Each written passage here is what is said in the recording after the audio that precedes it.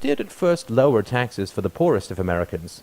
Larry Schweikart and Michael Allen, in their sweeping A Patriot's History of the United States, from Columbus's Great Discovery to the War on Terror, stressed that he offered no incentives to the wealthy to invest in new plants to stimulate hiring. He even taxed bank checks, which accelerated the decline in the availability of money by penalizing people for writing checks.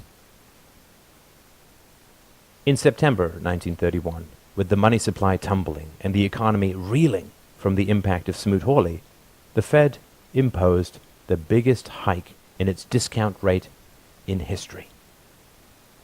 Bank deposits fell 15% within 4 months, and sizable deflationary declines in the nation's money supply persisted through the first half of 1932. Compounding the era of high tariffs, huge subsidies, and deflationary monetary policy, Congress then passed and Hoover signed the Revenue Act of 1932. The largest tax increase in peacetime history, it doubled the income tax. The top bracket actually more than doubled, soaring from 24% to 63%. Exemptions were lowered, the earned income credit was abolished, corporate and estate taxes were raised, new gift, gasoline, and auto taxes were imposed, and postal rates were sharply hiked. Can any serious scholar observe the Hoover administration's massive economic intervention and with a straight face pronounce the inevitably deleterious effects as the fault of free markets? Schweikart and Allen survey some of the wreckage. By 1933, the numbers produced by this comedy of errors were staggering. National unemployment rates reached 25%. But within some individual cities, the statistics seemed beyond comprehension. Cleveland reported that 50% of its labor force was unemployed. Toledo, 80%. And some states even averaged over 40%. Because of the dual-edged sword of declining revenues and increasing welfare demands, the burden on the cities pushed many municipalities to the brink. Schools in New York shut down, and teachers in Chicago were owed some $20 million. Private schools, in many cases, failed completely. One government study found that by 1933, some 1,500 colleges had gone belly up, and book sales plummeted. Chicago's library system did not purchase a single book in a year-long period. Phase 3. The New Deal. Franklin Delano Roosevelt won the 1932 presidential election in a landslide, collecting 472 electoral votes to just 59 for the incumbent Herbert Hoover.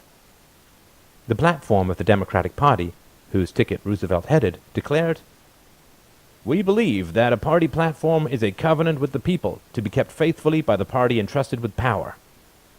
It called for a 25% reduction in federal spending, a balanced federal budget, a sound gold currency to be preserved at all hazards, the removal of government from areas that belonged more appropriately to private enterprise, and an end to the extravagance of Hoover's farm programs.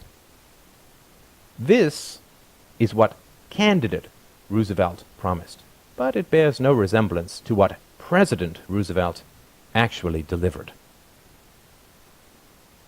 Washington was rife with both fear and optimism as Roosevelt was sworn in on March 4th, 1933. Fear that the economy might not recover, and optimism that the new and assertive president just might make a difference. Humorist Will Rogers captured the popular feeling toward FDR as he assembled the new administration. "The whole country is with him, just so he does something. If he burned down the Capitol, we would all cheer and say, well, at least we got a fire started anyhow." Nothing to fear but fear itself. Roosevelt did indeed make a difference, though probably not the sort of difference for which the country had hoped. He started off on the wrong foot when, in his inaugural address, he blamed the Depression on unscrupulous money changers. He said nothing about the role of the Fed's mismanagement and little about the follies of Congress that had contributed to the problem. As a result of his efforts, the economy would linger in depression for the rest of the decade. Adapting a phrase from 19th century writer Henry David Thoreau, Roosevelt famously declared in his address that, "We have nothing to fear but fear itself." But as Dr. Hans Senholz of Grove City College explains, it was FDR's policies to come that Americans had genuine reason to fear. In his first 100 days, he swung hard at the profit order. Instead of clearing away the prosperity barriers erected by his predecessor, he built new ones of his own. He struck in every known way at the integrity of the U.S. dollar through quantitative increases and qualitative deterioration. He seized the people's gold holdings and subsequently devalued the dollar by 40%. Frustrated and angered that Roosevelt had so quickly and thoroughly abandoned the platform on which he was elected, Director of the Bureau of the Budget, Lewis W. Douglas, resigned after only 1 year on the job.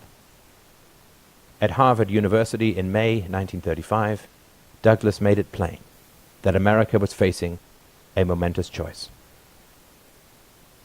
Will we choose to subject ourselves, this great country, to the despotism of bureaucracy, controlling our every act, destroying what equality we have attained, reducing us eventually to the condition of impoverished slaves of the state? Or will we cling to the liberties for which man has struggled for more than 1,000 years? It is important to understand the magnitude of the issue before us. If we do not elect to have a tyrannical, oppressive bureaucracy controlling our lives, destroying progress, depressing the standard of living, then should it not be the function of the federal government under a democracy to limit its activities to those which a democracy may adequately deal, such, for example, as national defense, maintaining law and order, protecting life and property, preventing dishonesty, and guarding the public against vested special interests?